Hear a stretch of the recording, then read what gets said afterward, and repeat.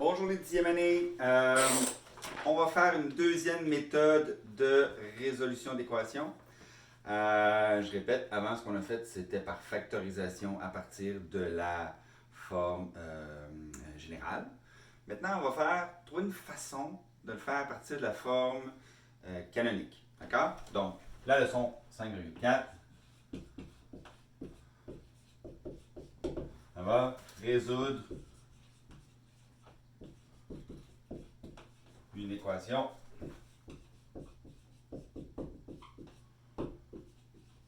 sous la forme canonique. OK? Je vais d'abord commencer par faire un exemple. Je sais que certains élèves avaient essayé de faire quelque chose comme ça de semblable dans le dernier test pour demander, par exemple, quand je donnais une forme canonique, comment trouver quand le ballon tombait au sol. OK? Mais souvent, parce que je ne l'avais pas encore enseigné formellement, donc il y a eu des petites erreurs là-dessus. Donc il faut faire attention. Je vais te montrer officiellement un peu plus comment on le fait. Puis tu verras, c'est une méthode qui peut être vraiment pratique. Parce que dans le fond, on sait qu'à partir de la forme canonique, on peut toujours juste développer, trouver la forme générale. D'accord? Donc c'est toujours possible. OK? Mais il y a quand même un petit shortcut qu'on peut faire à partir de la forme canonique directement. D'accord? Donc, je vais tout de suite faire un exemple pour te faire la généralisation. Regarde bien ça. Je vais dire trouve les zéros de la parabole. OK, là, je vais en mettre une. F de x égale à. OK? Donc, je répète, trouver les zéros puis résoudre l'équation, ça se ressemble un petit peu. C'est pas toujours pareil. OK? Faites attention, mais ça se ressemble quand même parce que dans le fond, ce qu'on fait, c'est qu'on transforme le f de x en 0. Et donc, on se retrouve maintenant avec une équation. Ça, c'est une fonction. Ça, c'est tous les points de la parabole. Ça, c'est le x que je cherche qui me permet de donner 0. J'ai dit le x, tu sais que ça peut être les x ou peut-être qu'il n'y a pas de x. D'accord? Donc, ça, c'est important de faire la différence entre les deux. OK? Donc, ça, c'est tous les points x, y. Puis ça, c'est le x qui fait en sorte que ceci donne 0. D'accord? OK. Je vais avec ça. Donc, si j'essayais d'isoler x, hein, puis je t'ai dit dans l'autre forme que pas vraiment isoler x, mais à partir de la forme canonique, on peut un petit peu isoler x. Puis tu vas voir que c'est quand même possible. C'est peut-être pour ça qu'il y a des élèves qui essayaient de le faire comme ça. Donc, je vais faire comme je fais d'habitude. OK? Je vais prendre le plus 5 qui est là ici, je vais l'envoyer de l'autre côté. Donc, je vais avoir moins 5 égale à moins 2 x plus 2 au carré. Et là, je ne vais pas tout de suite faire la racine carrée, d'accord? Donc, je vais m'assurer d'avoir juste la parenthèse ici au carré avant de commencer à faire la racine. Donc, ce que je peux faire, par exemple, je peux enlever le moins 2 qui multiplie. Je vais diviser tout ça par moins 2 pour faire schlick-schlack. Comme c'est une équation, évidemment, j'ai le droit de le faire de l'autre côté. En fait, je dois le faire de l'autre côté. Et donc, maintenant, j'ai un négatif divisé par un négatif. J'ai donc 5 demi.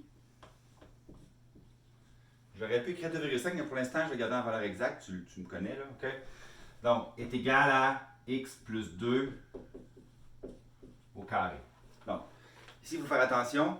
Quand on cherche un nombre qui est mis au carré et qui donne quelque chose de positif, il y a toujours deux possibilités. OK?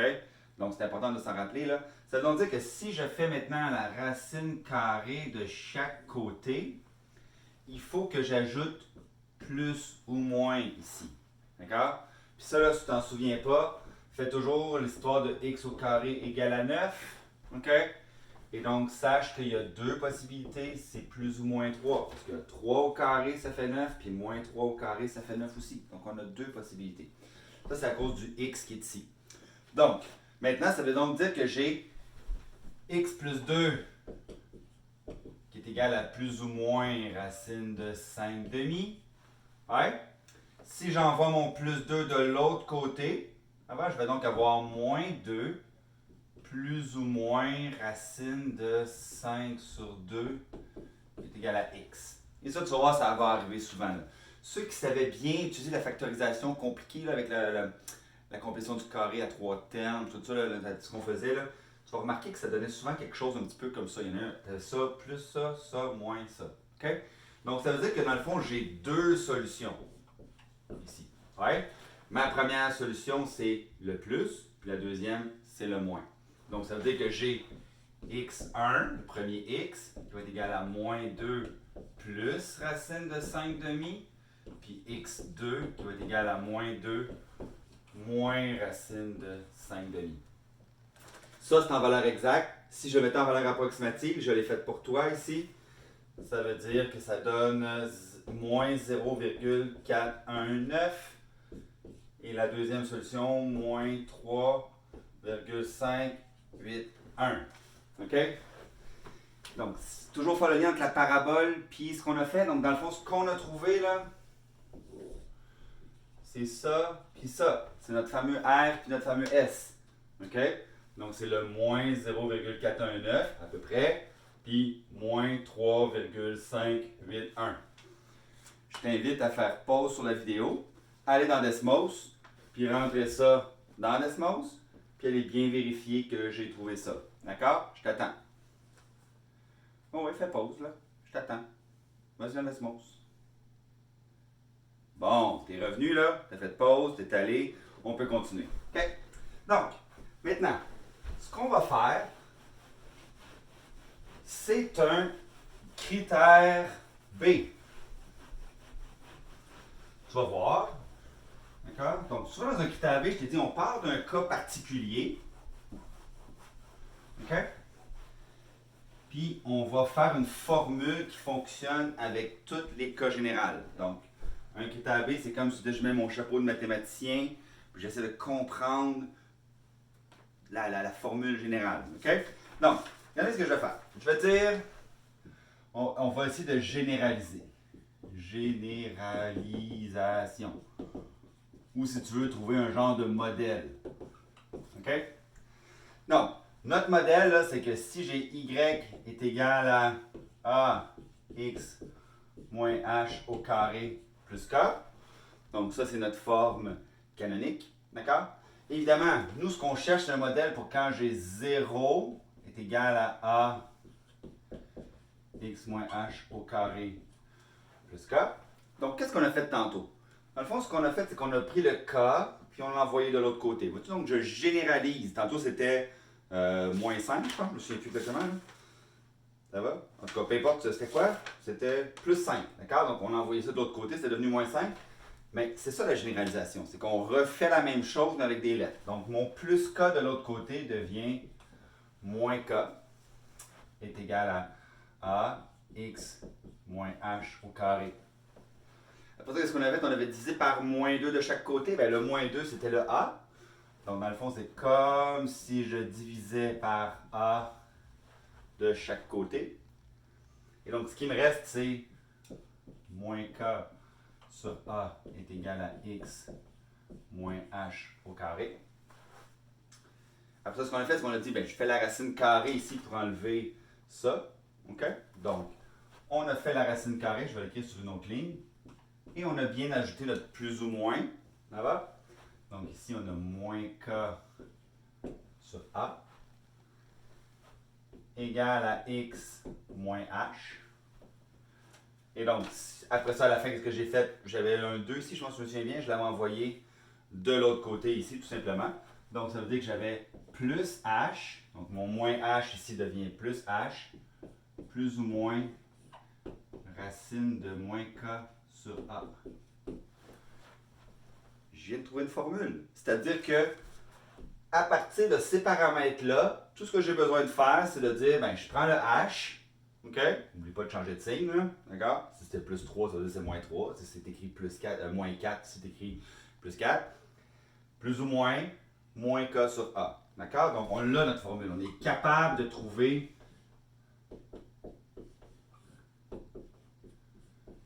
les deux x à partir de la forme canonique juste en pluguant cette formule-là.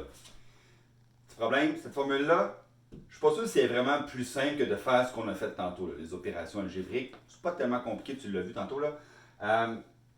Mais si tu la veux, moi, je ne te la donne pas le jour du test, cette formule-là. OK? Mais si tu veux l'apprendre par cœur, libre à toi.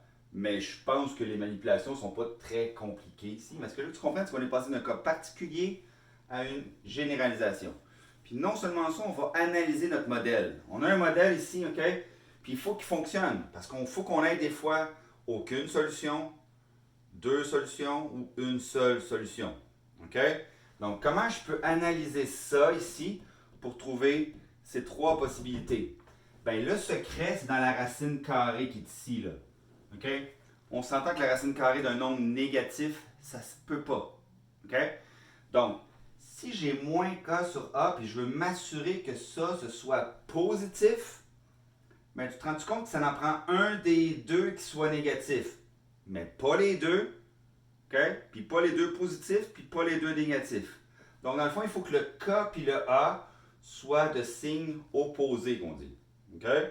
Donc, si le k est positif, il faut que le a est négatif. Est-ce que c'est logique? Ben oui, c'est logique. Si le a est négatif, ça veut dire que ta parabole est comme ça. Puis pour qu'elle touche à l'axe des x, il faut que le k soit au-dessus de l'axe des x. Donc, il faut que le k soit positif. Au contraire, si a est positif, ça veut dire que j'ai ma banane ou mon sourire. OK? Ben pour que ça touche à l'axe des x, qu'est-ce qu'il faut? Ben, il faut que ça soit monté. Non, il faut que ça soit descendu, excusez-moi, en bas de 0 pour que. Il faut que le k soit en bas de 0 pour que ça touche l'axe des x comme ça ici. OK? Donc, c'est vraiment logique tout ça. Il faut que le k et le a soient opposés. Peut-être qu'il y en a qui l'avaient déjà remarqué avant. C'est possible. Donc, je vais faire juste mon modèle ici. Donc, si j'ai deux solutions, ça va? Ça veut dire que moins k sur a est plus grand que 0. OK? Ça, c'est deux solutions. Ça va? Si j'ai une solution, ça veut dire que moins k sur a est égal à 0. Ben oui, regarde bien ça. Si ça, c'est égal à 0, ouais, ben ça veut dire que x est égal à h. Ça devient 0. Tout ça est logique avec ce qu'on a déjà fait précédemment. Là. Regarde bien, si moins k sur a est égal à 0, ça veut donc dire que k est égal à 0, il faut que le numérateur soit égal à 0. Puis si k est égal à 0, de quoi a l'air la parabole? Y est égal à ax moins h au carré. Tu te souviens de quoi ça avait l'air, ça? Notre fameuse parabole comme ça qui touchait à l'axe des x, tout simplement ici, là. OK? On avait un seul 0. Donc, quand k est égal à 0, ça veut dire que notre parabole équivalente, elle est tout simplement le sommet touche à l'axe des x. Ouais? Et finalement, 0 solution. Qu'est-ce que ça veut dire? Ça veut dire que moins k sur a est plus petit que 0. Donc, si ça c'est négatif, il n'y en a pas de solution. D'accord? Puis pour que ce soit k et a, il faut que si k est négatif puis a est positif, ça marche. OK? Mais si les deux sont positifs, je vais avoir un nombre négatif. Si les deux sont négatifs, ça veut dire que je vais avoir moins, moins, moins. On le sait que ça fait 3 moins.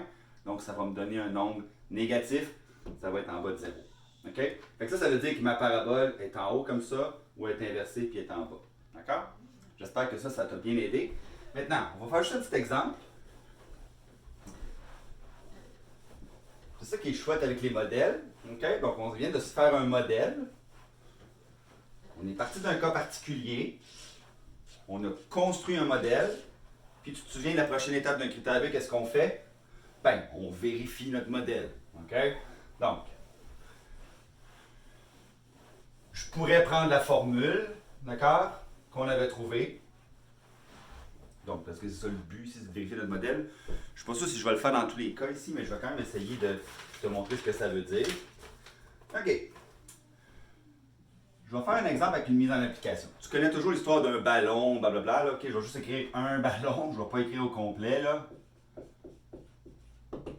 OK, tu connais l'histoire. Et donc, j'ai la hauteur en fonction du temps, c'est des mètres, c'est des secondes. OK?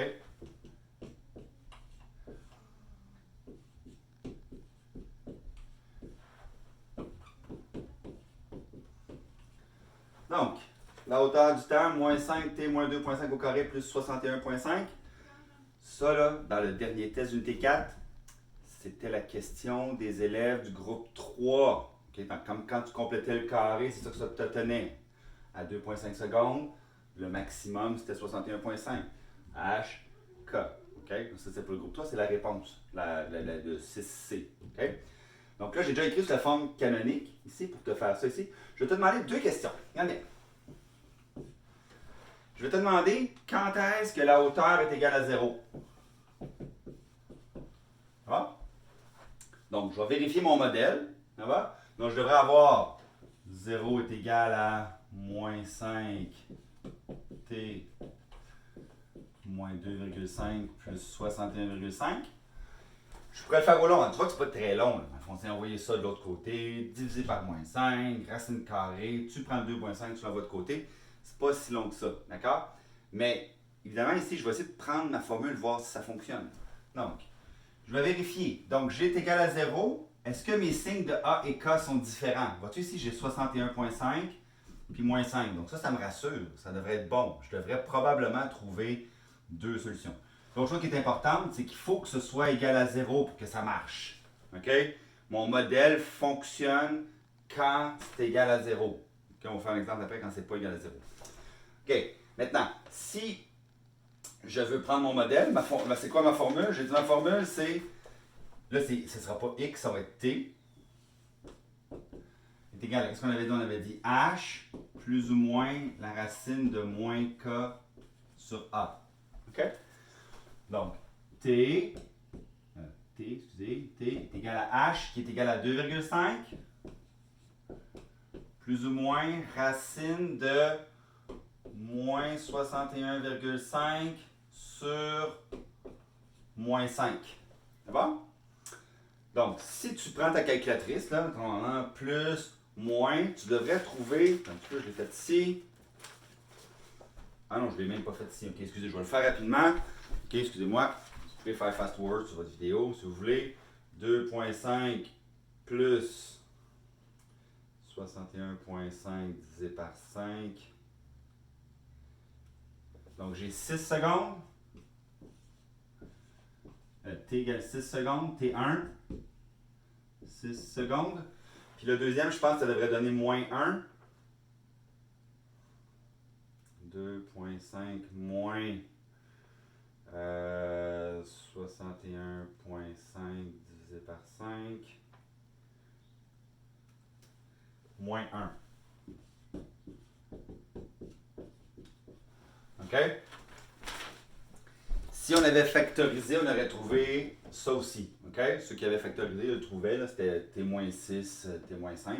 Donc, on a ici nos deux réponses. Évidemment, ici, si c'était une situation réelle, comme là c'est un ballon, évidemment, on va rejeter. OK? C'est bon? Tandis que ça veut dire que le ballon tombe à 6 secondes. D'accord? Maintenant, si j'essaye un autre cas, je vais dire, attends un petit peu, qu'est-ce qui se passe? Je veux savoir quand est-ce que la hauteur est égale à 50 mètres. OK?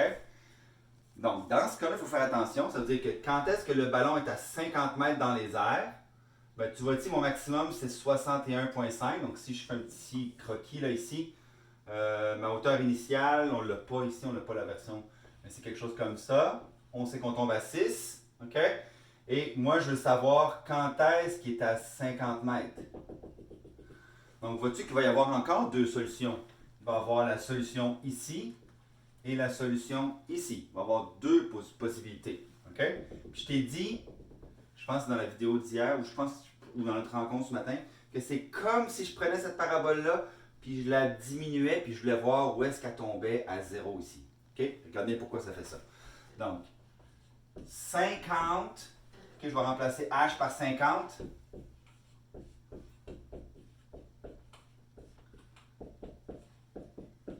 OK? Puis là, il faut faire attention, là. Mon modèle ne fonctionne pas avec 50. Il fonctionne avec 0. D'accord? Donc, je le prends ici, je vais envoyer ça de l'autre côté pour utiliser mon modèle. Si tu ne veux pas utiliser mon modèle, tu fais comme d'habitude. Tu prends le 61,5, tu l'envoies de l'autre côté, ça donne moins 11,5, tu divises par moins 5 de chaque côté. Fine. D'accord? Je suis juste un petit peu en mode plus critère B, je vais essayer mon modèle. OK? Donc, là, je vais prendre plutôt le 50, je vais l'envoyer de l'autre côté, je vais avoir 0, t égal à moins 5, t moins 2,5 au carré, plus 11,5. C'est bon? OK, je vérifie encore, mon A et mon K sont de signes opposés. Je suis correct. Donc ça, ce que ça veut dire, ce que je viens de faire, là, en faisant ça, c'est comme si j'avais pris ma parabole puis je l'avais mis comme ça. OK? Alors, donc c'est comme si j'avais fait une translation de 50 unités vers le bas. Vois-tu, mon K ici est à 61,5? Bien, le nouveau K il est ici à 11,5. Donc, et là, mes nouveaux zéros que je cherche, c'est ceux-là. D'accord? Donc ça correspond au zéro de quand le ballon est à 50 mètres dans les airs. Donc, je continue ici, j'ai mon modèle. Je peux maintenant dire T est égal à 2,5 plus ou moins la racine carrée de moins 11,5 divisé par moins 5. Je vais donc avoir deux solutions. OK? Ça, je pense qu'il faut que je le mette approximatif un petit peu plus. Donc, ce 2,5 plus, moi, j'ai obtenu 4 secondes. OK? Puis, au temps 2, j'ai obtenu 1 seconde. OK?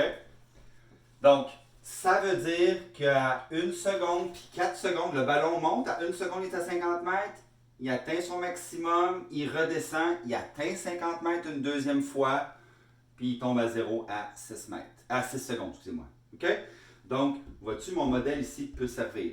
Mais je répète toujours, là, tu peux toujours ne pas utiliser le modèle. Puis je vais juste faire un dernier exemple avant de quitter, parce que là, je vois que c'est un peu long, là.